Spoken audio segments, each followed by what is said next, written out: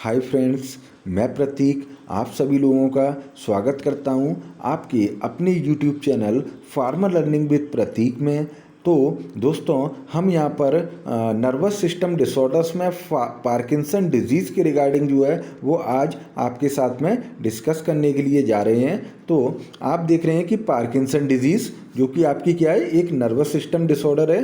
तो हम सबसे पहले इंट्रोडक्शन पार्ट के बारे में बात करते हैं पार्किंसन डिजीज़ के। तो आप देखेंगे कि पार्किंसन डिजीज़ और simply Parkinson is a long term degenerative disorder of the central nervous system that mainly affect the motor system. तो आप देखेंगे कि जो हमारा पार्किंसन डिजीज़ होता है वो आपका क्या है, एक लॉन्ग टर्म जो है वो आपका एक डीजेनरेटिव डिसऑर्डर है, जिसमें हमारा मेनली जो है वो सेंट्रल नर्वस सिस्टम जो है वो आपका अफेक्ट होता है। और इसका इम्पैक्ट देखने के लिए ये मिलता है कि जो हमारे मोटर न्यूरॉन्स हैं वो आपके प्रॉपर एक्टिविटी को परफॉर्म नहीं कर पाते हैं, और साथ ही साथ में आपके मोटर न्यूरॉन्स भी जो हैं वो अफेक्टेड रहते हैं। देन यहाँ पर हम बात कर रहे हैं नेक्स्ट पॉइंट के रिगार्डिंग। तो आप देखेंगे कि Parkinson disease result from the insufficiency of dopamine in the brain. और जो आपका पार्किंसन जो डिजीज़ होती है वो इस बात का परिणाम होता है कि जब आपके ब्रेन के अंदर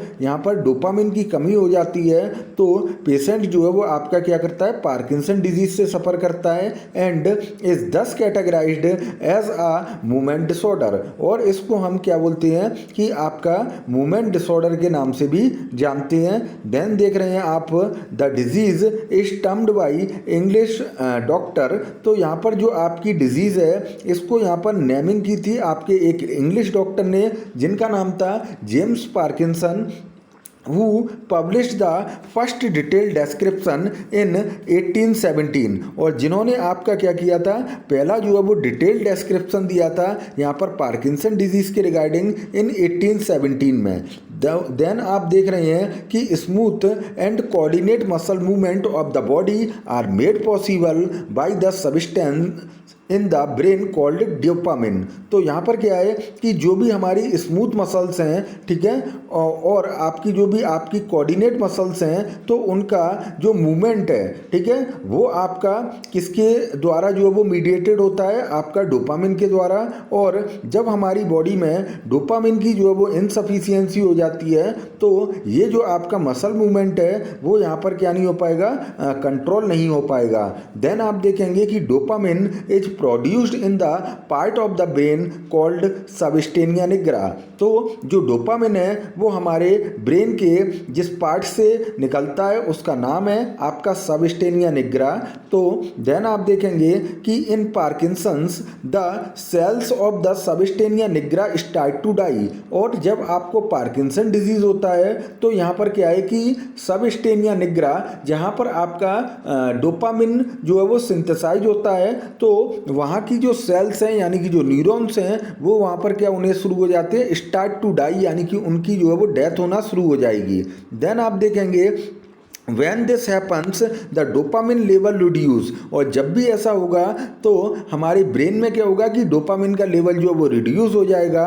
When they have dropped 60 to 80% symptoms of Parkinson start to appear। और जब भी आपका ऐसा होगा तो यहाँ पर 60 to 80% जो है वो सिम्टम्स जो है वो पार्किंसन के जो हैं यहाँ पर स्टार्ट होना शुरू हो जाएंगे। देन आप देखेंगे यहाँ पर इंट्रोडक्शन के बाद में टाइप्स ऑफ पार्किंसन डिजीज। तो आप देख रहे हैं कि जो पार्किंसन डिजीज होती है there is generally two types, one is primary Parkinson disease and second one is secondary Parkinson disease. तो सबसे पहले हम जो है वो प्राइमरी पार्किंसन डिजीज के रिगार्डिंग में बात करेंगे। तो आप देखेंगे this type affect individual after 40 year of age. तो यहाँ पर क्या है कि आपका जो इंडिविजुअल है यानी कि जो भी पर्सन है वो जब अफेक्ट होता है पार्किंसन वाली कंडीशन से तो आफ्टर 40 ईयर ऑफ एज।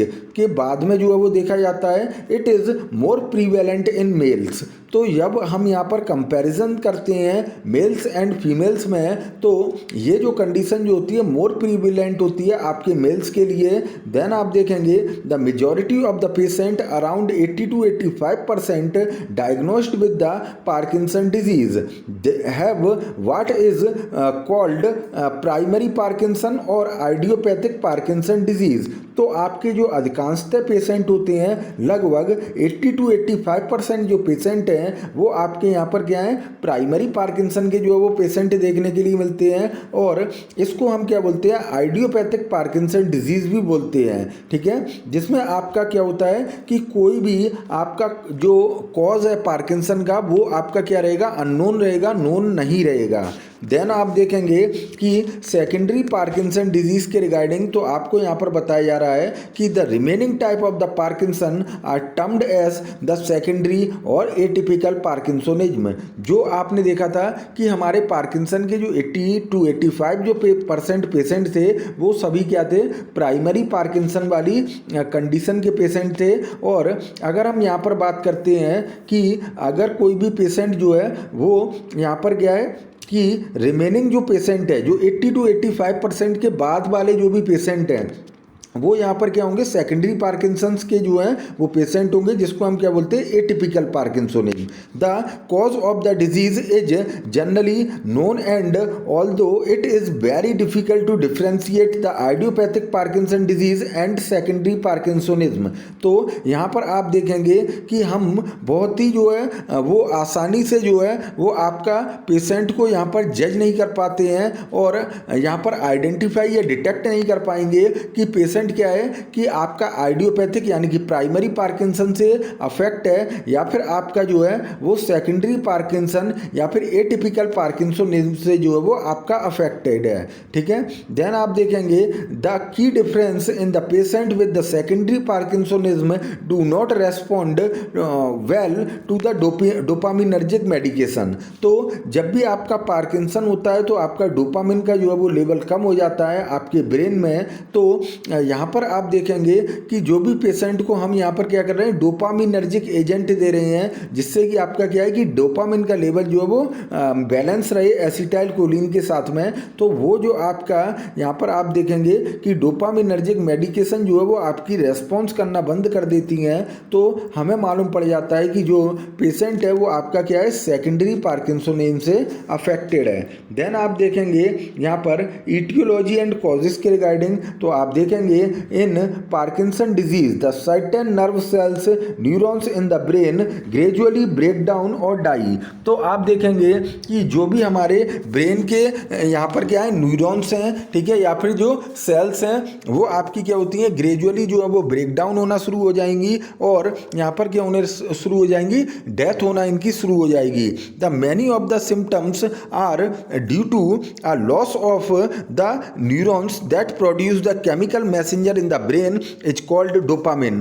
तो यहाँ पर क्या है कि बहुत सारे जो न्यूरॉन्स हैं वो आपके क्या हो जाएंगे लॉस हो जाएंगे, यानी कि उनकी डेथ हो जाएगी और इसकी वजह से हमारे ब्रेन में क्या है कि एक केमिकल मैसेंजर जिसको हम बोलते हैं डोपामिन उसकी क्या हो जाएगी यहाँ पर कमी हो जाएगी, यानी कि डिफिशियंसी देखने के लिए मिलेगी। देन आप देखेंगे व्हेन डोपामिन लेवल डिक्रीजेज, जब आपका डोपामिन का लेवल जो है वो आपका डिक्रीज होने लगेगा it cause abnormal brain activity, और आपका यहाँ पर क्या हो जाएगा एबनॉर्मल जो ब्रेन एक्टिविटी है वो देखने के लिए मिलेगी, leading to symptoms of Parkinson disease, जो कि आपके क्या करते हैं सिम्टम्स जो है वो उसको लीड करते हैं पार्किंसन डिजीज के। देन आप देखेंगे कि यहाँ पर जो आपका कॉजेज में आपका फर्स्ट जो पॉइंट है that is a genetic factor. तो आप देखेंगे कि specific genetic mutation that can cause the Parkinson disease. तो यहाँ पर जो हमारा स्पेसिफिक जो है वो आपका जेनेटिक म्यूटेशन है उसकी वजह से आपका क्या होता है पार्किंसन डिजीज होता है। बट दीज आर अनकॉमन, लेकिन ये आपका क्या है अधिकांशतः नहीं देखने के लिए मिलता है, अनकॉमन रहता है एक्सेप्ट रेयर केसेस। अगर हम कुछ रेयर केसेस को छोड़ दें तो with many family members affected by Parkinson disease. तो कुछ ऐसे पेशेंट होते हैं, रियरेस्ट पेशेंट रहते हैं, जिनकी फैमिली में कई जो ऐसे मेंबर्स हैं जो कि पार्किंसन डिजीज़ से जो है वो पीड़ित हैं।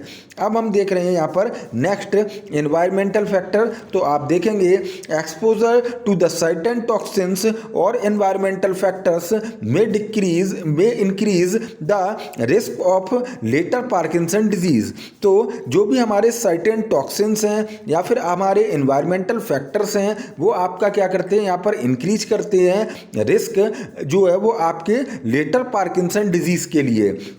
But the risk is relatively small. लेकिन यहाँ पर क्या है कि ये रिस्क जो होता है वो हमारा रिलेटिवली क्या होता है, स्मॉल होता है। Age, sex, dietary habits, infection, environmental factors stimulating the occurrence of Parkinson disease. तो यहाँ पर क्या है कि जो आपका एज है, सेक्स है, डाइटरी हैबिट्स हैं, इन्फेक्शन है और एनवायरमेंटल फैक्टर्स हैं, वो आपके क्या करते हैं, यहाँ पर स्टिमुलेट करते हैं और अकर करते हैं यहाँ पर पार्किंसन डिजीज को। देन आप देखेंगे कि इसके साइन एंड सिम्टम्स के रिगार्डिंग तो आप देख रहे हैं कि जैसा कि आप देख रहे हैं फर्स्ट जो है वो आपका ट्रिमर, देन आपका सेकंड है that is a slowed movement जिसको हम क्या बोलते हैं, ब्रेडिकाइनेसिया, ठीक है। देन थर्ड है आपका रिजिड मसल्स, देन आपका loss of automatic movement and speech change and writing change. तो आपको क्या होगा, यहाँ पर जो भी पेशेंट है जिसको आपका पार्किंसंस जो है वो कॉज हो रहा है तो उसके सिम्टम्स यहाँ पर कुछ इस तरीके से दिखाई देंगे कि ट्रिमर्स होना शुरू हो जाएगा, ठीक है। उसके अलावा स्लोड मूवमेंट यानी कि धीमे धीमे जो है वो आपका मूवमेंट होगा जिसको हम क्या बोलते हैं, ब्रेडिकाइनेसिया बोलते हैं। देन आप देखेंगे रिजिड मसल्स, हमारी जो मसल्स हैं यानी कि जो पेशेंट है पार्किंसंस का उसकी जो मसल्स हैं वो आपकी क्या हो जाएंगी, रिजिड हो जाएंगी। Then loss of automatic movement, तो जो है यहाँ पर ऑटोमेटिक जो है वो आपके मूवमेंट होते हैं वो मूवमेंट जो है वो आपके लॉस हो जाएंगे। स्पीच चेंज यानी कि जो बोलने का तरीका है या फिर अपनी बात को कहने का तरीका है वो आपका चेंज हो जाएगा। एंड राइटिंग ऑल्सो चेंज, यहाँ पर जो भी आपका लिखने में राइटिंग है वो भी आपका चेंज होता है। देन हम यहाँ पर जो है वो बात करेंगे पार्किंसन डिजीज़ की पैथोफिजियोलॉजी के रिगार्डिंग। तो आपको यहाँ पर जो फिगर में दिखाया गया है कि आपका जो एसिटाइल कोलिन और पार्किंसन और जो आपका डोपामिन है, तो एसिटाइल कोलिन और जो आपका डोपामिन है वो हमेशा क्या होना चाहिए, इक्वल होना चाहिए, ठीक है। और जब भी आपका क्या होता है कि डोपामिन का लेवल जो है वो आपका क्या हो जाएगा, डिक्रीज हो जाता है और एसिटाइल कोलिन का लेवल जो है वो इंक्रीज हो जाता है, तो पेशेंट यहाँ पर जो है वो क्या करेगा, फील करेगा आपकी पार्किंसन डिजीज़ वाली कंडीशन को, ठीक है। और पार्किंसन के जो है वो सिम्टम्स जो है वो देखने के लिए मिलेंगे। देन आप देखेंगे कि यहाँ पर आपको बताया जा रहा है कि ये आपका क्या होता है कि बेसल गैंग्लिया जो कि आपका क्या करती है, कंट्रोल करती है हमारे मूवमेंट को।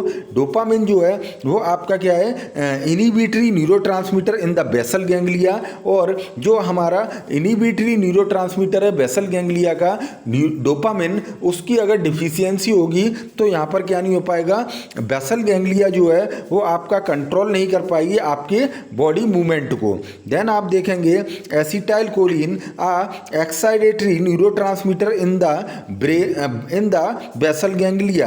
तो आपकी जो एसिटाइल कोलिन है वो आपका क्या होता है, एक्साइटेटरी जो है वो न्यूरोट्रांसमीटर होता है बेसल गैंग्लिया का।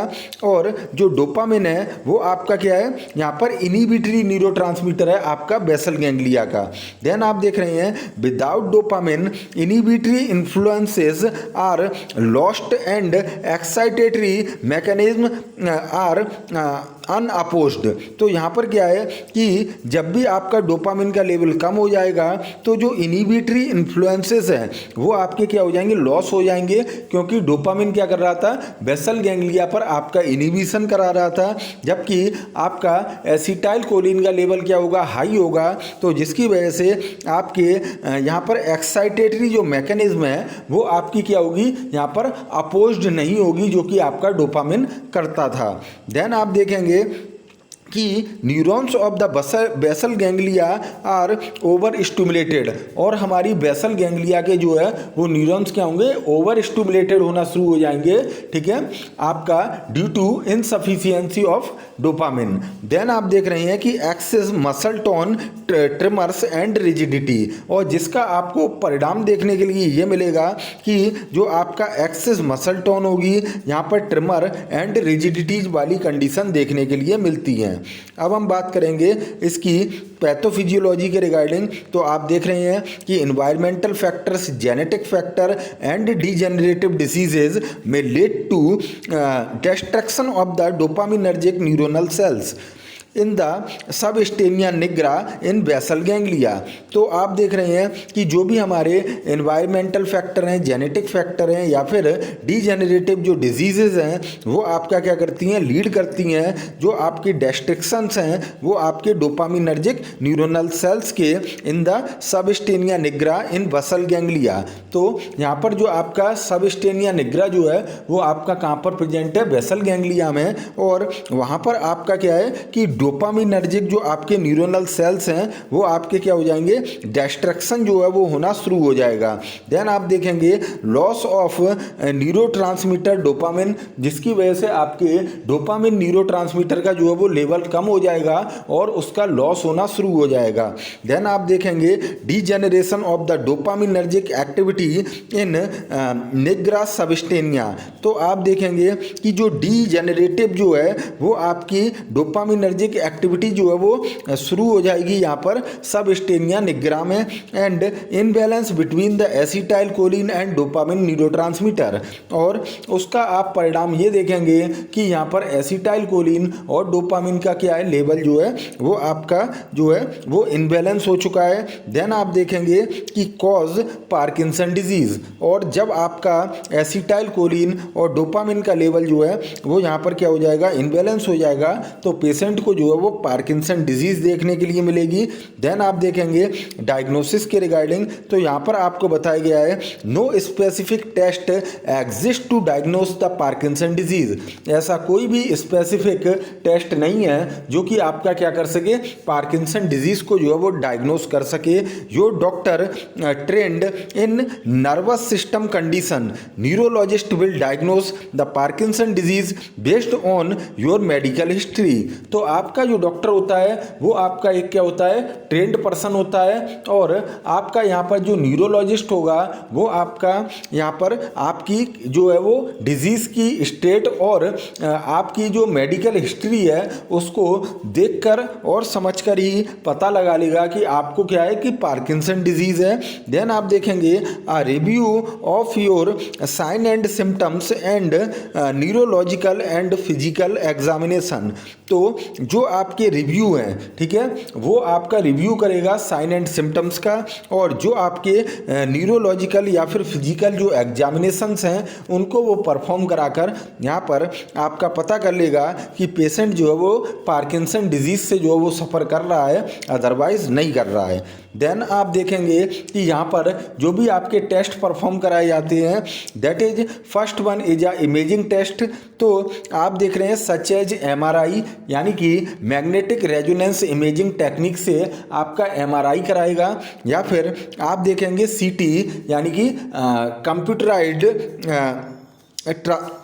ट्रांसमिशन। तो आप देखेंगे कि जो है वो आपका स्कैनिंग कराएगा CT वाला, या फिर आप कराएगा यहाँ पर जो है वो अल्ट्रासाउंड जो है वो आपका देखने के लिए मिलेगा ब्रेन का, ठीक है। तो ये जो आपके टेस्ट जो है वो डॉक्टर परफॉर्म कराता है, ठीक है। देन आप देखेंगे कि यहाँ पर डोपामिन ट्रांसपोर्टर जो DAT स्कैन टेस्ट है उसको भी परफॉर्म कराया जाता है।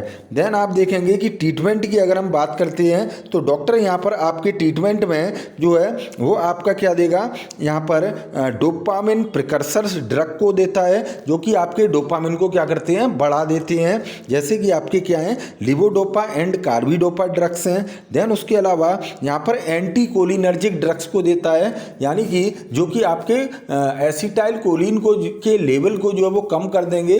तो एंटी कोलिनर्जिक ड्रग में यहाँ पर बेंजोट्रोपिन और एट्रोपिन सल्फेट का जो है वो रिकमेंडेशन किया जाता है डॉक्टर के थ्रू। देन आप देखेंगे कि मोनोअमीन ऑक्सीडेज इनहिबिटर्स, ठीक है, इनका भी यूज किया जाता है, जो कि आपके क्या करते हैं, डोपामिन का जो है वो ऑक्सीडेशन करा देते हैं। तो मोनोअमीन ऑक्सीडेज जो है वो आपका एक एंजाइम होता है जो कि आपकी एंडोजीनियस अमीन्स यानी कि कैटेकोलामिन्स या डोपामिन का क्या कराते हैं, यहाँ पर ऑक्सीडेशन करा देते हैं, जिसकी वजह से आपका डोपामिन का लेवल रिड्यूस हो जाता है। तो हम क्या करते हैं, यहाँ पर monoamine oxidase inhibitors, MAO inhibitors को देते हैं। जैसे कि आप देख रहे हैं for example selegiline and rasagiline. And complications के बारे में अगर हम बात करेंगे तो आप देख रहे हैं कि first one is a depression and anxiety, second is progressive loss of the voluntary functions, and third sleep disorder and behavioural disturbance. तो आप देखेंगे कि डिप्रेशन और एंजाइटी जो है वो पेशेंट को देखने के लिए मिलती है। Progressive loss of the voluntary functions, जो कि आपके वॉलेंटरी फंक्शंस हैं उनमें आपका प्रोग्रेसिव लॉस देखने के लिए मिलता है। और स्लीप जो आपके डिसऑर्डर्स हैं वो आपको देखने के लिए मिलते हैं। और आपका जो बिहेवियरल डिस्टर्बेंस है, मतलब कि व्यवहार जो है वो आपका क्या हो जाएगा, डिस्टर्ब हो जाएगा, बदल जाएगा। तो ये भी जो है वो आपकी कंडीशंस रहती हैं यहाँ पर पार्किंसन डिजीज़ के केस में। ठीक है, तो हमने यहाँ पर पार्किंसन डिजीज़ की आप लोगों के साथ में स्टडी की है। ठीक है, तो अब जो है यहाँ पर हम आज के इस वीडियो लेक्चर में इतना ही रखते हैं। तो आप सभी लोगों से एक रिक्वेस्ट है कि आप प्लीज़ इस वीडियो को लाइक, शेयर और हमारे इस चैनल को सब्सक्राइब जरूर करें। ठीक है, तो thanks to all of you for watching this video.